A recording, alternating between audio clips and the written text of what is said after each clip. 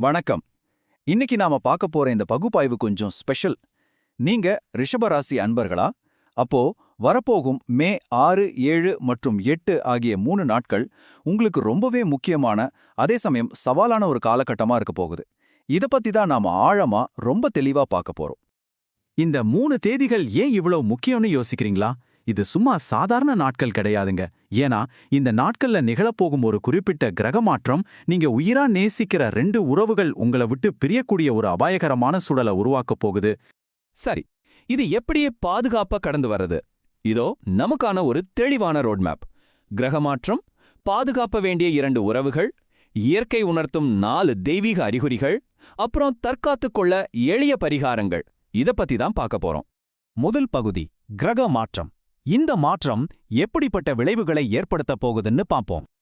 இங்கதாங்க ஒரு மிகப்பெரிய ட்விஸ்ட் இருக்கு. உங்க மனசுக்கு அதிபதியான சந்திர பகவானும் மாயைகளையும் குழப்பங்களையும் உருவாக்குற ராகு பகவானும் ஒன்னா சேரப் போறாங்க. பொதுவா ரிஷப ராசிக்காரங்க எதற்கும் கலங்காத மன உறுதி கொண்டவங்க. ஆனா இந்த கிரகச்சேர்க்கை உங்க தெளிவான சிந்தனையை அப்படியே பிளாக் பண்ணி ஒரு பெரிய மனக்குழப்பத்துக்கு உங்களை தள்ளிடும்னு சொல்லலாம். இதனால என்ன ஆகும்? ஒரு இனம் புரியாத பதற்றம் வரும். ஏதோ நடக்க போகுதுன்னு ஒரு பயம் ஆழ்மனசுல ஓடிக்கிட்டே இருக்கும். சின்ன சின்ன விஷயத்துக்கெல்லாம் ரொம்ப கோபப்படுவீங்க.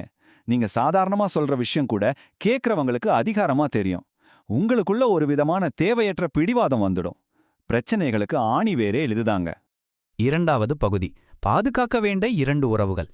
இந்த மனமாற்றங்கள் எந்த உறவுகளை குறிவச்சு பாதிக்க போகுதுன்னு தெரிஞ்சுக்கலாம். முக்கியமா 2 இடத்துல நீங்க ரொம்ப கவனமா இருக்கணும். ஒன்னு, உங்க நெருங்கிய நண்பர்கள் இல்ல பிசினஸ் பார்ட்னர்ஸ்.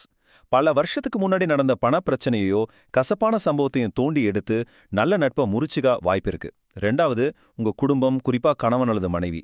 ஆபீஸ் டென்ஷனை வீட்ல காட்டினா அது அவங்கள ஆழமா காயப்படுத்தி மிகப்பெரிய விரிசலை கொண்டு வந்துடும், பாத்துக்கோங்க. அப்போ என்னதான் பண்றது? அமைதியே மிகப்பெரிய கேடயம். ஆமாங்க, இது 100க்கு 100 உண்மை. இந்த 3 நாளும் யார் உங்களை கோவப்படுத்தினாலும் சரி, சீண்டுனாலும் சரி, சைலண்டா இருங்க. பெரிய முடிவுகள் எதையும் எடுக்காதீங்க. மனம் எங்க பேசினா பிரச்சனை வரும்னு சொல்லுதோ அங்க மௌனமா இருக்கிறது மட்டும்தான் உங்களுக்கான ஒரே பாதுகாப்பு. மூன்றாவது பகுதி, இயற்கை உணர்த்தும் 4 தெய்வீக அறிகுறிகள். ஆபத்து வர்றதுக்கு முன்னாடி பிரபஞ்சம் நமக்கு சில சிக்னல்ஸ் கொடுக்கும். அது என்னென்னு பார்ப்போம். பிரபஞ்சம் உங்களோடு பேசி ஆபத்திலிருந்து காப்பாத்த இந்த 4 விசித்திரமான அறிகுறிகளை காட்டும். முன்னோர்கள் கனவில் வர்றது, திடீர் தடைகள், கண்ணாடி உடையறது, அப்புறம் கோயில் போக தோன்றுவது.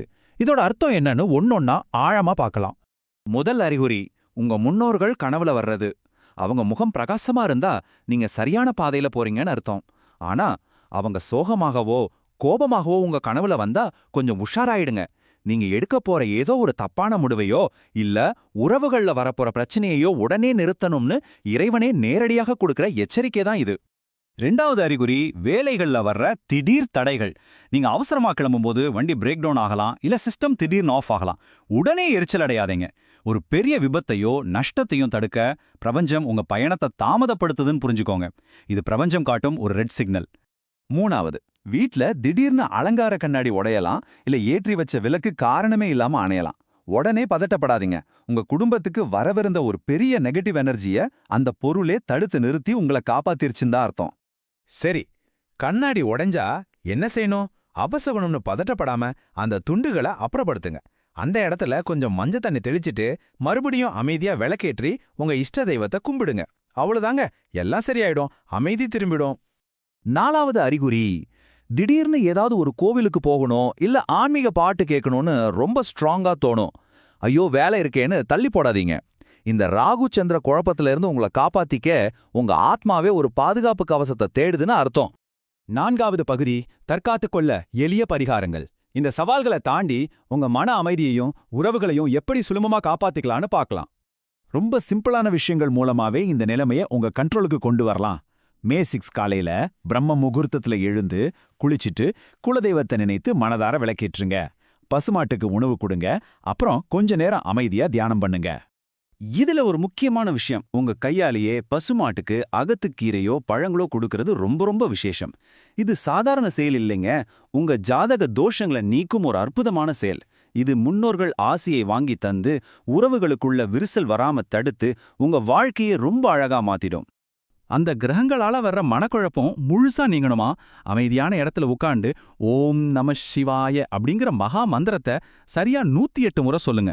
இந்த மந்திரத்தோட அதிர்வுகள் உங்க உடம்புலயும் மனசுலயும் ஒரு பெரிய பாசிட்டிவ் கவசத்தையே உருவாக்கி ரொம்ப தெளிவான சிந்தனையை கொடுக்கும். நீங்க மத்தவங்க கிட்ட பேசும்போது இந்த ஒரு வரியை எப்பவும் மனசுல வச்சுக்கோங்க. போன பணம் திரும்ப வரும், ஆனா சிதைந்து போன உறவுகள் திரும்ப சேர்வது ரொம்ப கஷ்டம். உங்களை ஆட்டி படைக்கிற அந்த பிடிவாதமும் ஈகோவும் கொஞ்ச நேரம் தான் இருக்கும். ஆனா கோபத்துல நீங்க சொல்ற வார்த்தைகள் உங்க அன்புக்குரியவங்கள நிரந்தரமா காயப்படுத்திடும். நாம இந்த பகுப்பாய்வோட இறுதிக்கு வந்துட்டோம். இப்போ உங்களையே கேட்டுக்கோங்க. கொஞ்சம் ஈகோவை விட்டு கொடுத்து பிரபஞ்சம் காட்டுற அறிகுறிகளை புரிஞ்சுக்கிட்டு உங்க முக்கியமான உறவுகளை காப்பாத்திக்க பொறுமையா இருக்க நீங்க ரெடியா? கண்டிப்பா நீங்க ரெடியா இருப்பீங்கன்னு எனக்கு தெரியும்.